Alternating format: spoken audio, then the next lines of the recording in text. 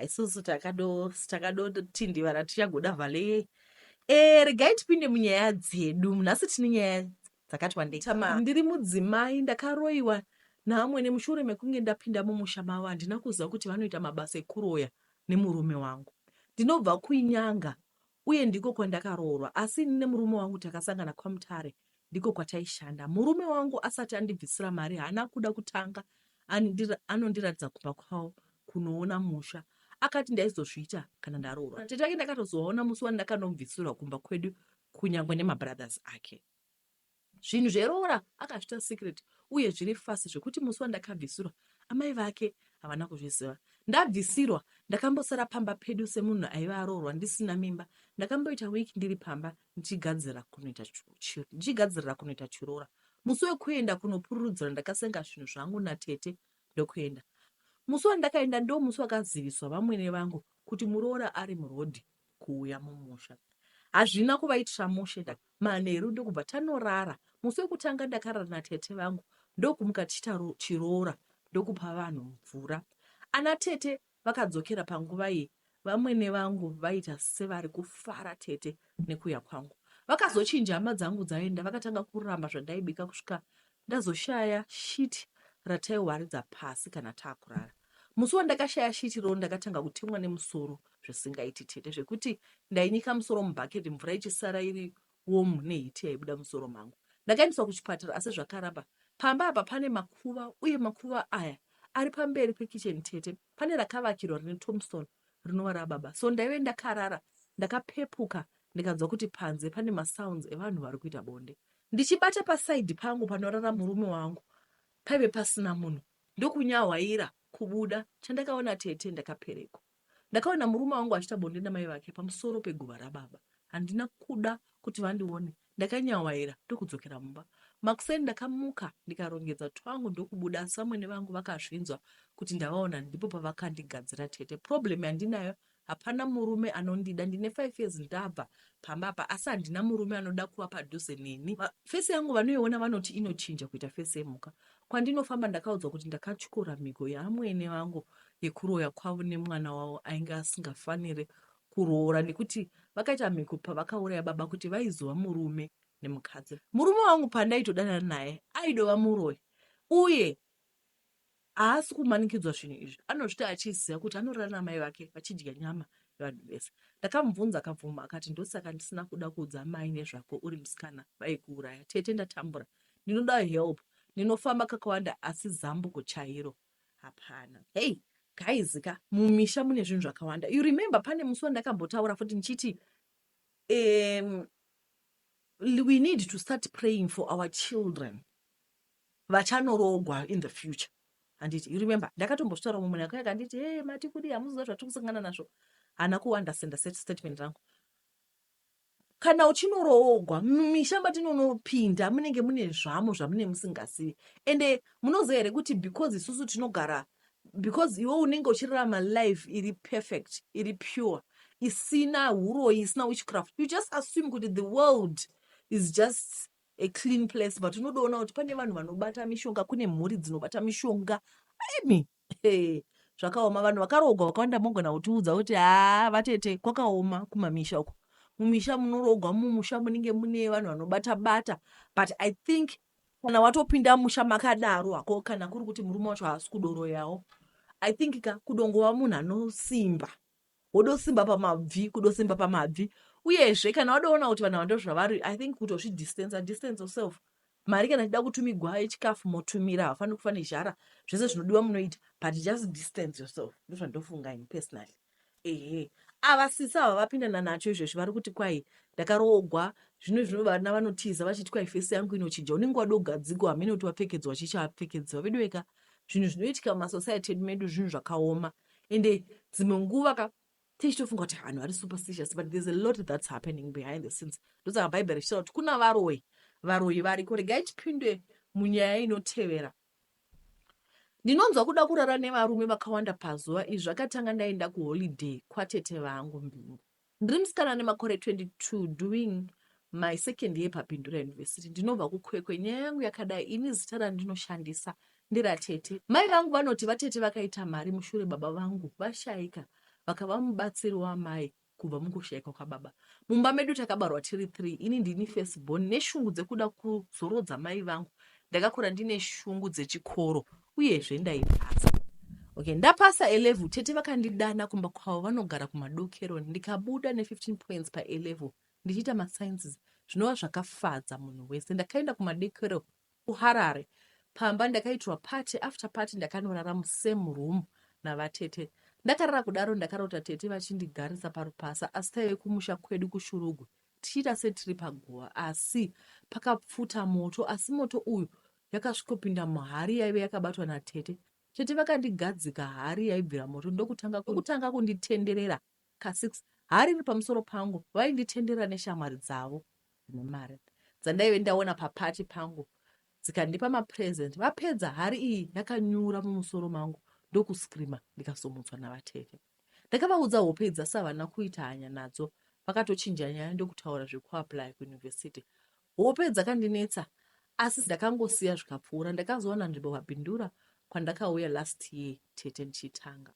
Ndakati ndauya pandaita resi, ndakatanga kupindwa nemweya wekuda doro, ndikaenda panonzi papiki pamashops, ndikatanga kumwa, ndokutanga kwandakaita kurara nevarume. Habiti iyi yakasvika pakundikurira. Ndinorara nemastudents, ndinorara nevarume vemubhindura, varume vevanhu nevakomana zvese. Tete handizezi, kana ndisina lecture chandinongofunga kurara nevarume. Hazvisi normal. Pamwe ndinosvuka tete nekurarwa nevarume, asi ndichipora ndotanga pazuva ndikasarara nevarume 5 kana 4 handinzwe musha. Dambudziko iri handina wandaudza mai vangu, ndikavaudza vanoti maybe ndachinja nekuda kwevhasiti, asi sandizvo. Zvinondibata, ndikandapedza kurara nevarume ndinozoti bhengeno. Panguva ndozviita ndinenge ndakatogarwa chayo. I need help vatete. Zvakaoma. Ndozvandingangotaura, zvakaoma veduwe. Kwanzi handiti masvihwirawo, hapana chandingambotaura pa. Zvinhu zviri strange kuti munhu anenge achiita kunge akagagwa ovata nevarume wakawanda, kana ati bhegeno obva ati handichazvifarira and she's not happy with what's happening. Amai vake chaivo haana kuvaudza. Zvinova izvo zvinhu zvakaoma. I think kana tawigwa nemadambudziko akadai munofungei kuti toudza here maparents kana kuti wodhila nazvo wega? This is not good because kune zvigwere kapashapo. Unoguma wata nevanhu 5, uchifata nevanhu 5 pazuva. 5. Statistics dze-HIV dzinoti kudei. Haugwari, hauiti STI. Tisatamboenda ku the spiritual part, physical part chaiyo haugwari. Then after that votiwo tozoti the spiritual part, nyaya yekuvata navanhu chii chinoitika. Handiti remember kuti mbiri wedu itembere raMwari. Zvakaoma hazvo. Zvakaoma. Alright. Regai tipinde munyaya yedu yechitatu yatanga tataura iya yekuti vakoma vangu vari kuti ivo hai nyaya yecoparenting haishandi, ivo vari kutudza nyaya yavo magwadzisigwa vakaitwa nemurume wavo. Regai tiinde munyaya iyoyo. Zvakaoma tete muupenyu. So inini seni kutaura chokwadi, upenyu hwangu ndinotori nebhuku ndinotogona kuti ndinotorinyora svika razara. Bhuku chairo ndinorinyora svika razara, sekuti zvakaoma. Kurwadziswa nekurwadziswa chete. Handizivi yangu mhosva kuti ndei, kozvo ndakatosvikira pakuita give up nezvenyaya yemamarriage, kuti regai ndingogara sekuti kwazvakatangira tete kwakaoma. Chakuudzai nyaya kubva paumhandara hwangu inini. Kubva paumhandara hwangu tete, inini ndifunga ndanga ndine makore mangani paya, 17 years. Ndakadanana nemukomana anga ari machuwa sokuti ndanga ndakatarisira kuroorwa. Nechikonzero chekuti takasangana mutaundi muBulawayo nemukomana uya tichibva tadanana achibva andipa pamuviri akati ndoda kukuroora ande kumusha semunhu akanga ari wokumaraini. Tasvika kumusha kuti achinondiroora, mai vacho vakati kwete, pamba pangu handimudi mwana wakwanhingi. Murume munoziva makore iwayo kunana kuma 90 something, vana vanenge vachiteerera vabereki vavo zvokuti wega unoti handi. Murume akabva achinja giya rekundida, akabva andisiya. Kana preparation handina kutengerwa. ndakatakura mimba iya ndichifamba nchiita mari chokuti ndiwane zvinhu zvepreparation yemwana. Ndobva ndazvara mwana wangu mukomana. Kachingoti samu chete vachinoudzwa kuti ndapona pari kudikwa sipo. Mai vacho vakati ndipei muzukuru wangu ndinochengeta ndega. Eya, ndazviona. Vatora mwana wangu, mwana uya akura achishungurudzwa. Achishungurudzika achiudzwa kuti mai vako vakakusiya pano uri mudiki.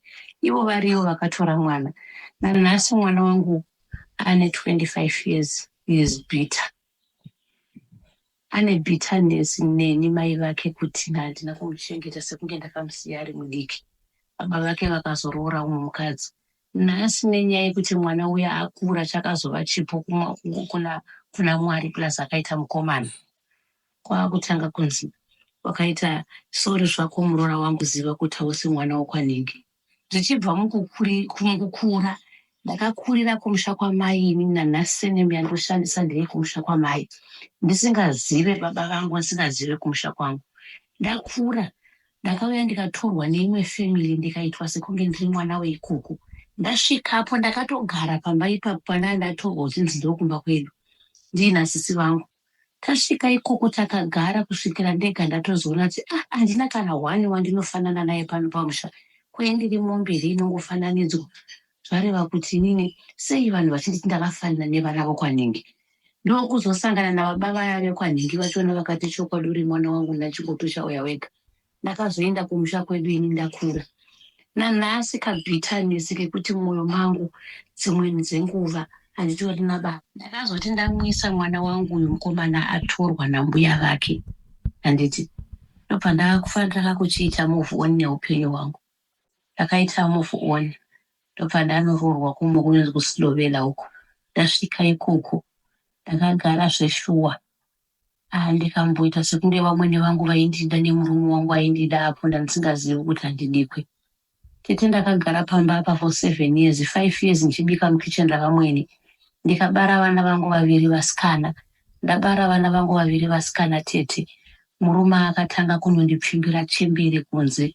Vanhu vakuru kwandiri vakuru kwaari. Ndikatogara naye pasi ndikamubvunza, naye baba mwana chiri kukudzingai pano pamba chii? Akandiudza kuti uri kubara vasikana chikonzero newako mukomana wawakabara uchiri kumusha kwenyu. Tete ndaiti ndikashanyirwa chero nehama yangu pakamboya sisi vangu vachirwara. Murume achitaura kuti nechirwere chemazuva ano ichochi changa chanzi ma2005 kuya chakange chiri kupisa kusati kwazara mapiritsi. Kuti munondodza kuti mimi unoenda uchaenda ukausiya musha iwoyo vamweni unozopfuura neapo usagone kupinda pano. Umwe akazouya pana parwarwa izvi kureva sisi vangu vandaiteera vakange vachirwara. Tete ndakarwadziswa kutaura chokwadi, kunyengerwa mukadzi mukuru kwauri chinhu chinorwadza vatete.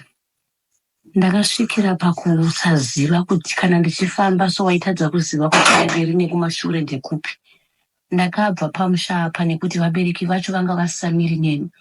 Ndaiti ndikabva kumushasha ndatovaka kwangu tete. Ndikabva kumushasha kwangu ndichiti chirega indiite sei. Ndikaende kunoona vana amai. Ndaiti ndichisvika tete ndaiwana vakagara negirlfriend yemurume wangu mukadzi mukuru. Ndinonzwa ndakagara kudero pandinenge ndichibvunza kuti mai ava ndiani chiche pasi. Vamwene vaindidaira kuti auya kumba kwako here, enda unoita zvekumba kwako, indiri kuita kumba kwangu. Vakasvikira vakandibvunza kuti zvinobatsirei kuti uzobva pano waachirema. Vana mainingi vakasiya dzimba nemisha yavo yakapulastiwa, kwete wako uyu usina kana kumboplastiwa unoshamisirei. Zvinobatsirei uzobva pano waachirema. Ndaitowana vakagara negirlfriend yemurume wangu, baba vevana vangu. Ndikati mama, ndoda kuenda kumusha kwangu kunoshanya, ndokumbirawo kusiya vana. Kanzi vana vari under 18 avasari. It was 2007. 2007 ndine 26 years. Kutaura kudai nhasi unotete ndane 42 years. Handiti havana baba vakuzombovhera vakauya kana kumboteera kana kumbotsvaga vana vavo kana kumbodii. Mwana iye nsati ndabva naye mukuru musikana wachona. Ndaiita tete kusuka mbeu. achienda kuchikora akatakura mbeu yegirini miromo yakaita girini. Kuti ichene miromo ndaiita zvokuningirikina tete, zvokuiisa muduri ndohwa. Ndapedza ipapo ndoenda kumaricho, ndairarama nemaricho ndine murume. Ndakarwadziswa tete handidi kunyepa. Ndakatora vana vangu sekuti vakange varambwa, vakanzi mwana ane under 18 anogara namai vake. Ndakatora vana vangu ndikaenda navo kumusha kwangu. Ndaenda kumusha kwangu tete ndakanyorera vana ava sekunge ndakavabereka nababa vangu.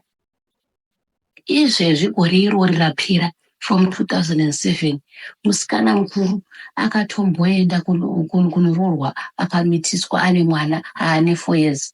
Musikana wechi2 ndakamuona nemimba ndichimudzidzisa kumuketa hayo mubulawayo. Izvezvi ari kumurume wake zvake chero vasati vabvisa kana senti. Uyu musikana mukuru ndakazomutora kwaanga amitiswa ikoko ndinaye kuno kwandiri nemwana wake. Ndakavatora zvese. Munhu akunyuka anga achinakirwa pandakabva inini. Akangoti gare gare achibva aenda South Africa. Akasvika ikoko tete akanakirwa. Vakomana vaaiti inini ndiri kuzvara vakosikana nekuti ndakatemba kuti ndine wangu mukomana, iye ari kutsvaga mukomana. Nanhasi ndichitaura ndakamira panapa haana. Mukadzi akandibvisa iyeye mbuya ivavo vakabara mwana musikana vese nemurume wangu. Izvezvi kutaura kudai vakatorohwa neshamhu naMwari. Mukadzi wacho ari kunzi akastroka kumusha kwavo. Murume akaenda Jona akanohura zvokuhura zviya. Izvezvi mhinduro yake igaba remapiritsi. Kana basa haana. Hanzina tete kune kwatakatomboenda kunobatsirwa akanzi baba, mukadzi wenyu wekutanga chaiye uripi? Akaenda nevana. Ndakati handizivi. Anzizwani akanzi nemuprofiti baba, makamurwadzisa mukadzi iyeye, ndiye ari kusunga chiraramo chenyu. Ndikati ndinochisunga nei handibati mishonga indinonamata. Asi kungoti kurwadziswa ndakarwadzisa. Musha wandandavaka tete wakasara rikadhiri karikava dongo. Can you imagine from 2007 until today? Iye agere kuSouth Africa kana kumbovhela akadzokera kuita kwavo ikoko kuSlovenia. Saka kutaura chokwadi teteka, nhasi vana ava vakura, akungoisa audio nefoni, haana foni yekukumbira. Oti kwaizvoni rongedzai twese twenyu muuye kuno, mubve ikoko kwana amai venyu. Vana amai venyu ndinovaziva, unhu hwavo hauna kunaka. Ndakatadza kunoroorwa tete nenhau yevana, ndichiti rega ndisafire vana vangu. Ndakambenge ndamuwana umwe murume ndichiti rega ndiroorwe. Ndikazvara mukomana waaitsvaga iye waakati inini ndiri kumuzvarira vasikana nenyaya yekuti ndakati atemba kuti ndine mukomana. Kutaura kudai nhasi ndine vakomana vangu vaviri inini. Iye haana mbovhela akawana mukomana. Nemukadzi haana, neningirikini nomusha haana, kana nepekuti unonoisa musoro imba zvayo yekurara haana. Izvezvi ndichitaura ndakamira pano tete. Tete ndakarwadziswa, ndoda kukuudzai chokwadi. Saka manzwa ndichiti tete, kana makanzwirwa nyasha naMwari, tendai Mwari. Sekuti shuviro yekuvaka musha ndaive nayo, asi wokuvaka naye ndakamushayiwa. Kechitatu kachona ndabva ikoko manje ndakagara 10 years 5 months ndichifunga kuti pamwe zvichaenda nepamwe. Pamwe uchatiira remazuva. Ndopandakazoti chirega ndiite move on. Ndaita move on tete kechitatu kachona. Ndakabara futi mwana musikana. Musikana iye kutaura kudai grade 4. Baba vachona ndininya kuvatoresa passport semunhu aimboshanda kugame park yekumazunga safari uko kuBeit Bridge. Adero tete akandisiya mimba iine 2 months taakutofungira kuti imimba. Akaenda Jona akaenda akanoroora umwe mukadzi ndikasara nemimba iya. Waiti ukamufonera so iya marriage yechitatu kai. Waiti ukamufonera so aikuudza kuti muridzi wefoni hapo. Kana auya ndozomuudza kuti manga muchiti kudii. Aiwa tete inini upenyu hwangu kutaura chokwadi. Nanhasi ndiri kutadza kuziva kuti ndakambogara kumba kusiri kwedu ndokwandakagadzirwa. Ndepapiko pandakarezva, ndepapi pandisingagoni kunamata Mwari. Kunamata ndinoedza, ndinotoenda kumasowe tete. Asi zvinhu zvachona handizivi mhiko yakapikwa mandiri. regai ndingodzoka ne3rd party yachona mukuzozvibatanidza kawana minoti muchazvibatanidza sei. Apa handingasvika pamwana wechifu musikana apo ngaagone chikoro ndakatozomuendesa kumusha kwavo ane 5 years. Ndarera mwana uya ndiri ndega, ndaurera mwana uya ndasanganazve neumwe murume kubasa kwandaishanda kusecurity. Wandinyengedza tete, wandichengetera mwana wangu zvakanaka kusvikira anditi achindiitira chii wangu, sezvo ndakuchengetera wako. Eya, vaya vakuru vari kumusha kwangu. Uya mukomana wekutanga uri kumusha kwavo ndakamutorerwa kana mbuya vachona. Murume uya tasangana kumukadzi wako, mukadzi dzakasiyana ende zveshuwa akasiya musha vakasiyana nemukadzi. Gare tagara ndamuitira mwana wake ndopandakawana chikomana chekupedzisira. Ndawana chikomana chiya tete. Murume atanga kuganduka akutanga kutaura kuti inini mukadzi wandinenge ndafa ndinaye ndiye mukadzi. Matauriro nemaitiro tete achinja. Ipapo ndakakurumidza kuti pepu ndikati Mwari, murume uyu akuda kundisiya futi sekuti ndajaira kungosiyiwa. Ndichibva ndati Mwari ndibatsirei, ndiende kumusha kwangu. Apa ndakuuraya upenyu hwevana vangu sekuti musikana wangu mukuru uyu anga akufanda kuenda form 4.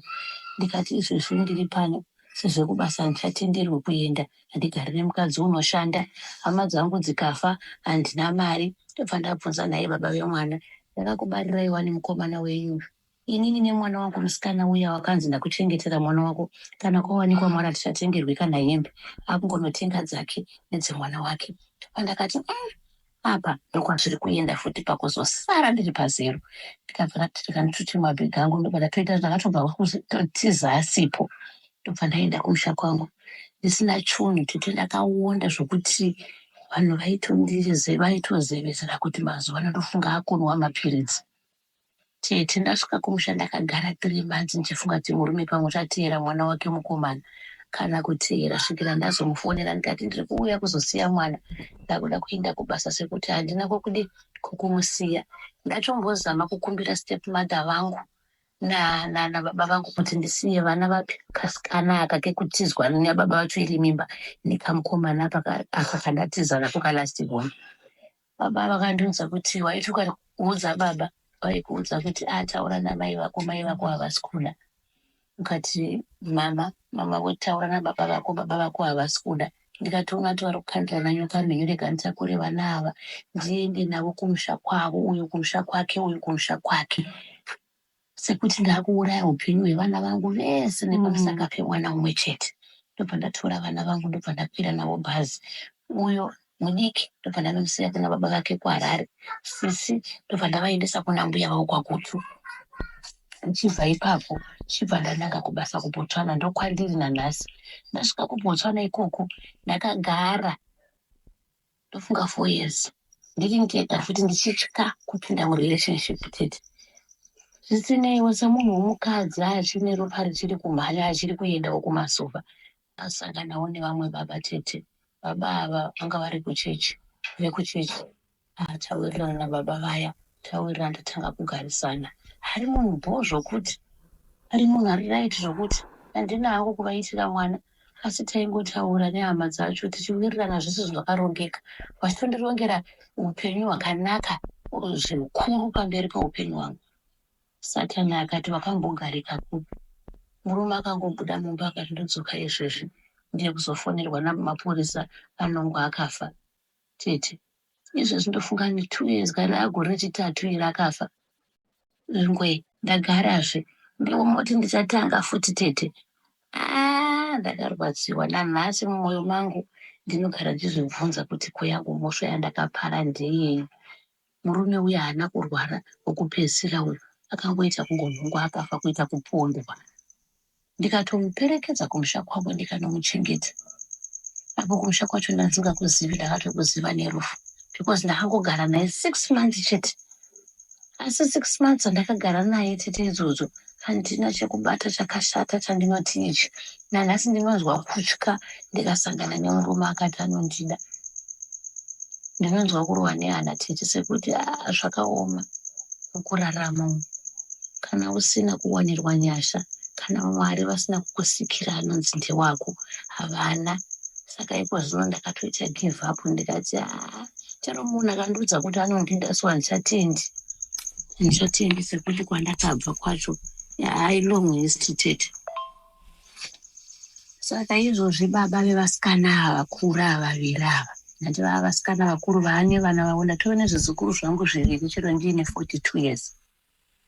Ndiye akuisa manje nhasi wotsvaga nhamba dzevana ini hatauri neni wongoisa audio kumwana kungoti ndini baba vako rongedzai twese kwenyu muende kwagogo munogara mazuva muchagara ikoko ndichazokutunirai mari mouya kunototambura tiri tese kujoni. Iye kujoni kwacho hasi kutoshanda akatochengetwa nehanzvadzi yake.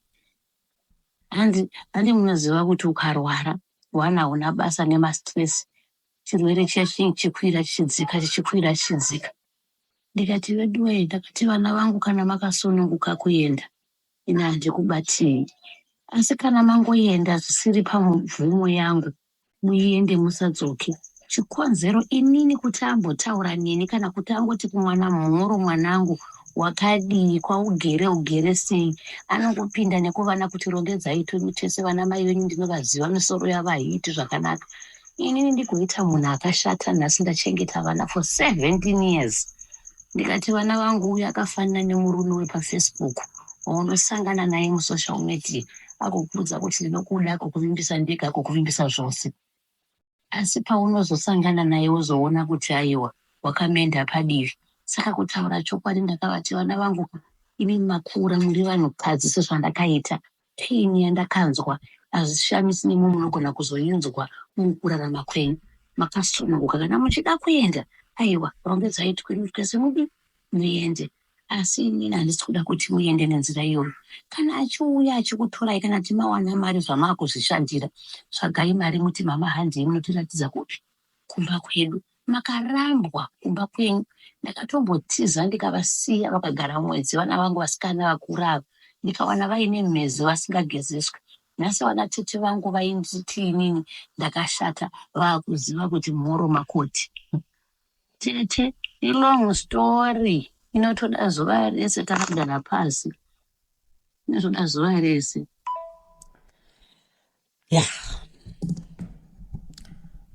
Zvakaoma. Panyaya yose chandanyayobata ndechekuti 17 years later vana vakura, vana vaidlei kubva musi wakabva mai nevana kusvika nhasi 17 years later vana vaipfekei. Baba vautumira message kuti ibvai ikoko mai venyu havana musoro. 17 years later vana vari vapenyu, vana vari zvigwindiri. 17 years later kwe havana musoro. Ngatihlei Mwari. Ende ndofunga ndandiri kutaura pandakataura nyaya co-parenting papa ndaichongotaura kuti can we do this zvakanaka. Iyi nyaya yakadokanganisika, saka handifungi kuti 17 years later munhu anouya oti otumira message kumwana kuti ibvai ikoko. Nguva iyo yose wanga usimo mulife yevana, vana vaidzidzei, vana vaipfekei, vana vaigarepi. You did no shelter, you did no nothing. Now wouya mupicture mevana wotumira message kuvana kuti ibvai ikoko.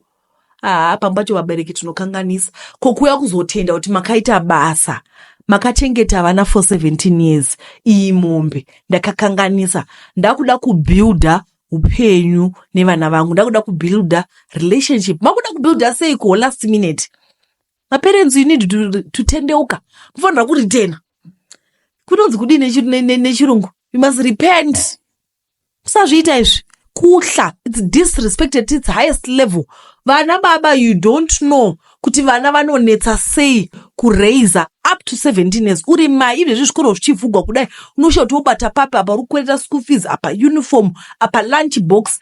Every weekend tofanira kurifila zvinhu zvelunch box. Every weekend mwana anokwira temperature.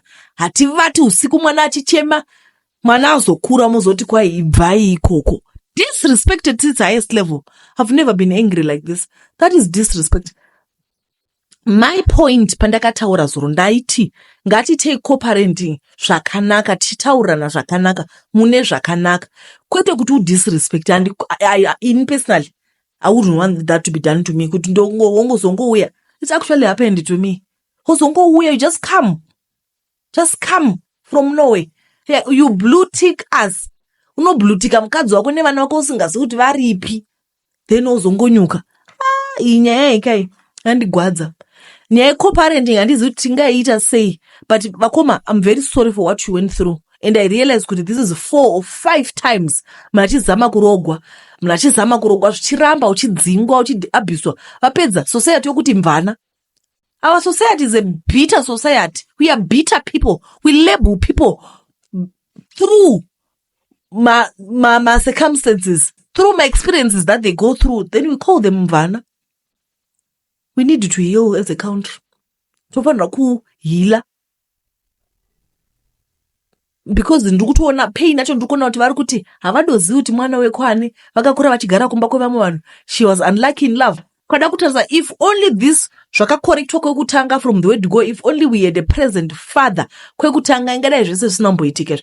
Because like I said, kuti vana in the end, they end up falling in love with the wrong people from the word go, because baba havapo to guide kuti mwana wangu do this, do that. And because unokura usina baba, unokura une longing for a male figure in your life. Saka achangopinda ese muupenyu wako unongoti yes.